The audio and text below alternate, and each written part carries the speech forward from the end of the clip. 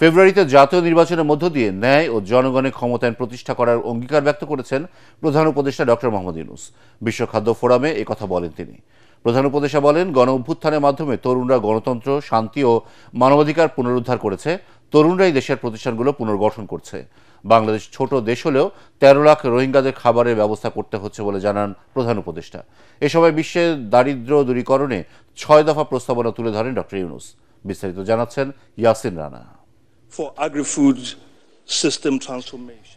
Hand in hand for better food and better future প্রতিপাদ্য নিয়ে এবার অনুষ্ঠিত হচ্ছে বিশ্ব খাদ্য ফোরামের ৮০তম সম্মেলন। সম্মেলনে কি নোট উপস্থাপন করেন প্রধান উপদেষ্টা doctor Mohammad Yunus.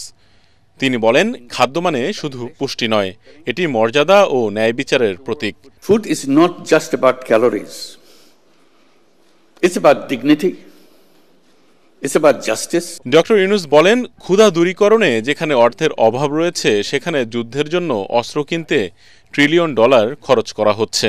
In 2024, 673 million people went hungry. ২০২৪ সালে ৬৭৩ মিলিয়ন মানুষ অনাহারে ভুগেছে, অথচ পৃথিবীতে উৎপাদিত খাদ্য পর্যাপ্তেরও বেশি। ক্ষুধা দূর করতে কয়েক বিলিয়ন ডলার জোগাড় করা যায়নি। সেখানে বিশ্ব অস্ত্র কিনতে $2.7 ট্রিলিয়ন ব্যয় করেছে।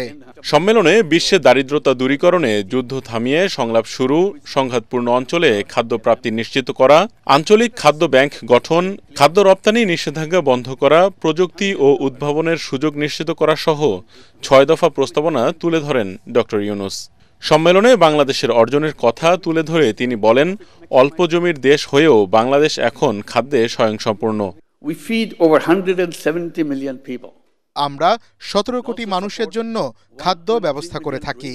পাশাপাশি মিয়ানমার থেকে বাস্তুচ্যুত ১৩ লাখ রোহিঙ্গাকেও সহায়তা করি। এ সময় তরুণ উদ্যোক্তাদের জন্য সামাজিক ব্যবসা তহবিল গঠনের আহ্বান জানান তিনি। We need to add a new kind of business. We call it social business. তরুণদের জন্য সামাজিক ব্যবসা তহবিল গঠন করতে হবে। তাদেরকে আমরা চাকরির অপেক্ষায় বসিয়ে রাখতে পারি না। তরুণদের চাকরি প্রার্থী হতে নয়, চাকরি সৃষ্টির জন্য বলতে হবে। বাংলাদেশের তরুণদের নেতৃত্বে গণঅভ্যুত্থানের কথা তুলে ধরেন ডক্টর মোহাম্মদ ইউনূস। বলেন, নতুন বাংলাদেশ গড়তে কাজ করছে তরুণরা। Coming February, we'll hold our national election.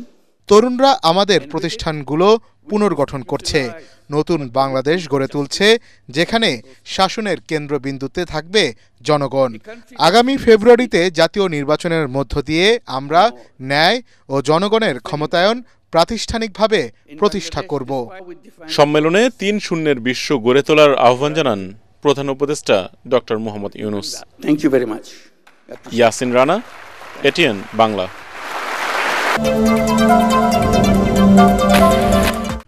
Dhaka সেনানিবাসের MES ভবনকে সাময়িক কারাগার ঘোষণা করে প্রজ্ঞাপন জারি করেছে স্বরাষ্ট্র মন্ত্রণালয়।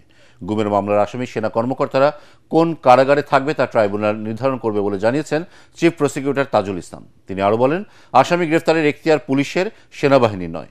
আইন অনুযায়ী আসামি গ্রেফতারের ২৪ ঘন্টার মধ্যে তাদের আদালতে হাজির করতে হবে। আরও জানাচ্ছেন হুমায়ুন চিশতি। গুমের ২ মামলায় ক্ষমতাচ্যুত প্রধানমন্ত্রী শেখ হাসিনা সহ ৩০ জনের বিরুদ্ধে বুধবার গ্রেপ্তারি পরোয়ানা জারি করে আন্তর্জাতিক অপরাধ ট্রাইব্যুনাল। আসামিদের মধ্যে রয়েছেন ২৫ জন সাবেক ও কর্মরত সেনা কর্মকর্তা। এদের মধ্যে ১৫ জনকে শনিবার হেফাজতে নেয় সেনা সদর দপ্তর। গ্রেফতারি পরোয়ানা সেনা সদর গ্রহণ করলেও ওই সেনা সদস্যরা গ্রেপ্তার কিনা তা এখনও স্পষ্ট নয় প্রসিকিউশন। এরই মধ্যে সোমবার ঢাকা সেনানিবাসের MES ভবনকে সাময়িক কারাগার ঘোষণা করে প্রজ্ঞাপন জারি করে স্বরাষ্ট্র মন্ত্রণালয়। ট্রাইব্যুনালে ব্রিফিংয়ে চিফ প্রসিকিউটর বলেন, যে কোনো স্থানকে কারাগার বানানোর এখতিয়ার সরকারের আছে, তবে গুমের মামলার আসামি সেনা কর্মকর্তারা কোন কারাগারে থাকবেন তা নির্ধারণ করবে আন্তর্জাতিক অপরাধ ট্রাইব্যুনাল। যদি সরকার কোনো নির্দিষ্ট জায়গাকে সাবজেল ডিক্লেয়ার করে, সরকারের সেই ক্ষমতা আছে কোন জায়গাটাকে তারা জেল ঘোষণা করবেন, প্রিজন অথরিটির আওতায় নিয়ে আসবেন, এটা সরকারের স্বরাষ্ট্র মন্ত্রণালয়ের আওতাভুক্ত। আইনের দৃষ্টিতে পুলিশ, অপুলিশ, আর্মি, সিভিলিয়ান বলে কোনো জিনিস নেই। আইনে হচ্ছে একজন ব্যক্তি, নাগরিক, একটা মানুষ। আইন সবসময় ব্যক্তিকে বিবেচনা করবে। চিফ প্রসিকিউটর আরও বলেন, আসামি গ্রেফতারের এখতিয়ার পুলিশের। আইন অনুযায়ী আসামি গ্রেপ্তারের 24 ঘন্টার মধ্যে তাদের আদালতে হাজির করতে হবে। এই আদেশটা পালনের ব্যাপারে সেনাবাহিনীর বিভিন্ন পর্যায়ের অফিসকে অবহিত করা হয়েছে। তারা কিন্তু গ্রেপ্তার করবেন না। তারা অবহিত থাকার অর্থ হচ্ছে যখন পুলিশ এই গ্রেপ্তারি পরোয়ানাটা তামিল করতে যাবেন, তারা অবহিত থাকলে এই পরোয়ানাটা তামিল করতে তাদেরকে সাহায্য করতে পারবেন। সুতরাং অ্যারেস্টিংয়ের পাওয়ার কিন্তু আইন শৃঙ্খলা রক্ষাকারী বাহিনীর, অন্য কারো নয়। কাউকে গ্রেপ্তার করবেন তখন সরাসরি কিন্তু কাউকে জেলে নেওয়ার কোনো বিধান নাই। আইন হচ্ছে আসামিকে গ্রেপ্তার করে আদালতে আনতে হবে। আপনি যদি গ্রেপ্তার না দেখান তাহলে তার ক্ষেত্রে ওই 24 ঘন্টার আইন তো প্রযোজ্য নয়। যখনই গ্রেপ্তার দেখানো হবে, গ্রেপ্তার করা হবে, তখন থেকে 24 ঘন্টার মধ্যে অবশ্যই তাকে আদালতে প্রডিউস করতে হবে। এদিন ট্রাইব্যুনাল 1-এ শেখ হাসিনা সহ 3 জনের বিরুদ্ধে জুলাইয়ে মানবতাবিরোধী অপরাধের মামলায় দ্বিতীয় দিনের মতো যুক্তিতর্ক উপস্থাপন করে রাষ্ট্রপক্ষ। ট্রাইব্যুনালের কার্যক্রম বিটিভি ও ফেসবুক পেজে সরাসরি সম্প্রচার করা হয়। এদিকে জুলাই গণ আন্দোলনে রংপুরে আবু সাইদ হত্যা মামলার পরবর্তী সাক্ষ্য গ্রহণের জন্য 21 অক্টোবর দিন ঠিক করেছেন ট্রাইব্যুনাল 2। হুমায়ুন চিস্তি, এটিএন বাংলা, ঢাকা। নির্বাচনের মধ্য দিয়ে যখন দেশে গণতন্ত্র প্রতিষ্ঠার সুযোগ তৈরি হয়েছে, তখন পিআরের দাবিতে আন্দোলন খুবই উদ্বেগজনক বলে মন্তব্য করেছেন বিএনপি মহাসচিব মির্জা ফখরুল ইসলাম আলমগীর। খ্রিস্টান সম্প্রদায়ের নেতাদের সঙ্গে মতবিনিময় সভায় তিনি বলেন, বাংলাদেশের অসাম্প্রদায়িক চেতনাকে নষ্ট করার পাঁয়তারা চলছে। আগামী নির্বাচনে মানুষ সাম্প্রদায়িকতার বিরুদ্ধে রায় দেবে। কামরুজ্জামান রাজীবের রিপোর্ট। বিভিন্ন সম্প্রদায়ের নেতৃবৃন্দের সাথে ধারাবাহিকভাবে মত বিনিময় করছে বিএনপি চেয়ারপারসনের গুলশান কার্যালয়ে বাংলাদেশ খ্রিস্টান ফোরামের নেতৃবৃন্দের সাথে মত বিনিময় করতে গিয়ে বিএনপি মহাসচিব মির্জা ফখরুল ইসলাম আলমগীর অভিযোগ করেন, বর্তমানে মুক্তিযুদ্ধের চেতনাকে আড়াল করে ধর্মীয় দৃষ্টিভঙ্গি চাপিয়ে দেওয়ার চেষ্টা চলছে। আজকে রাজনীতিতে একটা প্রবণতা দেখা যাচ্ছে যে 1971 সালের যে জন্য আমরা যুদ্ধ করেছিলাম, স্বাধীনতার যুদ্ধ, আমাদের সম্পূর্ণ আলাদা একটা পরিচিতি, বাংলাদেশি হিসেবে আমাদের যে আইডেন্টিটি, সেই আইডেন্টিটিকে ভুলিয়ে দিয়ে নতুন করে কতগুলো চিন্তা ভাবনা সামনে নিয়ে আসার প্রচেষ্টা চালানো হচ্ছে। এটা আমাদের বাংলাদেশের জন্য মঙ্গলজনক নয়। আমরা যে বাংলাদেশে একটা সাম্প্রদায়িক জাতি হিসেবে গড়ে তুলতে চেয়েছিলাম, সেখানে বিভিন্ন রকমের আপনার প্রচেষ্টা চালানো হচ্ছে এটাকে আপনার একটা ধর্মীয় দৃষ্টিকোণ থেকে দেখার জন্য।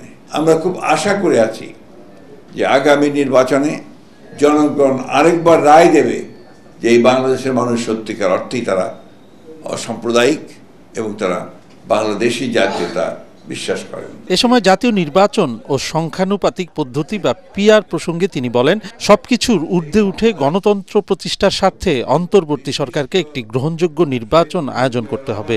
তিনি বলেন, পিআর পদ্ধতির বিষয়ে সিদ্ধান্ত নেবে নির্বাচিত সংসদ। পিআর এই বিষয়টা অনেক দেশে আছে, কিন্তু এটার সঙ্গে আমাদের দেশের মানুষ কিন্তু খুব বেশি পরিচিত না। আজকে হঠাৎ করে সামনেই যখন এই বিষয়টা আসছে এবং তার জন্য আন্দোলন হচ্ছে, তখন কিন্তু আপনার স্বাভাবিকভাবেই যারা অতি দ্রুত একটা নির্বাচন চান দেশে, আপনার গণতন্ত্রকে পুনঃপ্রতিষ্ঠা করার জন্য, গণতান্ত্রিক সরকার গঠন করার জন্য, গণতান্ত্রিক পার্লামেন্ট গঠন করার জন্য, তারা আমরা একটু উদ্বিগ্ন হই। সেই জন্য আমরা খুব পরিষ্কার করে বলেছি যে এই বিষয়টা ওই আগামী পার্লামেন্টের উপরে ছেড়ে দিতে হবে। আগামী পার্লামেন্টের প্রতিনিধিরা যদি মনে করেন যে তারা তারপর থেকে পিআরে যাবেন।